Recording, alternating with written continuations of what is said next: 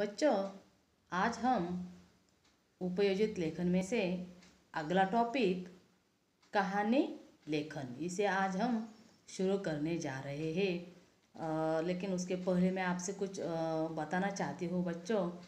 हमारा प्रश्न पत्र का जो स्वरूप है उसमें 5 अंक के लिए कहानी लेखन आता है। कभी कभी मुद्दों के आधार पर आता है तो कभी शब्दों के आधार पर कहानी लेखन आता है।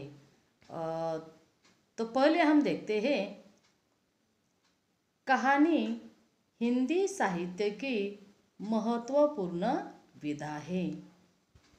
कहानी निम्नलिखित मुद्दों के आधार पर लिखी जाती है और उसमें से पहला जो है, किसी कहावत के आधार पर कहानी लेखन।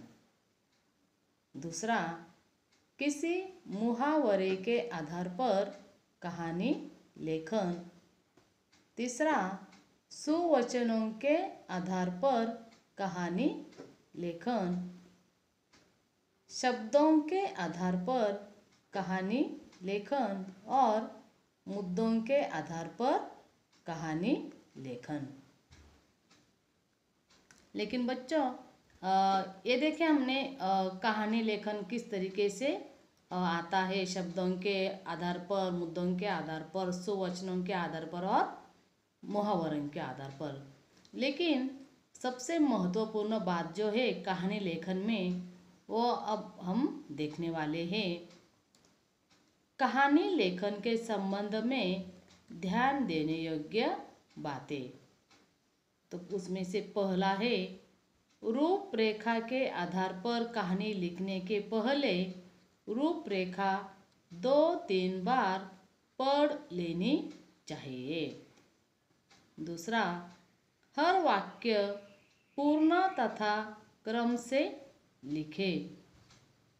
अगला, केवल खाली जगह भरने से कहानी नहीं बनती, उसमें यथोचित विस्तार होना चाहिए। अगला जो है, भाषा सरल तथा मुहावरेदार होनी चाहिए। एक घटना पूरी हो जाए तो दूसरी घटना नए परिच्छेद से शुरू करनी चाहिए। कहानी लिखने के साथ उसका शीर्षक पूछा जाता है। अंततः शीर्षक ऐसा देना चाहिए जो कथा वस्तु को व्यक्त करता हो। शीर्षक संक्षिप्त और आकर्षक होना चाहिए। कहानी के प्रसंगानुसार वातावरण निर्मिति होनी चाहिए। उदाहरणार्थ, यदि गांव में कहानी घटती है तो गांव का रोचक व सही वर्णन अपेक्षित है। और आखिरी का जो मुद्दा है बच्चों, यहाँ कहानी में आए संवाद अवतरण चिन्ह में लिखना अपेक्षित है। तो बच्चों, हमने देखा है कि कहानी लेखन किस प्रकार के आते हैं और उस कहानी लेखन लिखते समय ध्यान देने योग्य बातें वो भी हमने देखी है। लेकिन बच्चों, एक बात ध्यान में रखने की, जब भी मुद्दों के आधार पर या शब्दों के आधार पर कौन से भी प्रकार का कहानी लेखन आए तो उसे ध्यान से पढ़ना जरूरी है। और सिर्फ कहानी जैसे यहाँ बताया है कि कहानी लिखते समय सिर्फ खाली जगह भरने से हमारा काम नहीं होता या हमारी कहानी पूरी नहीं होती है।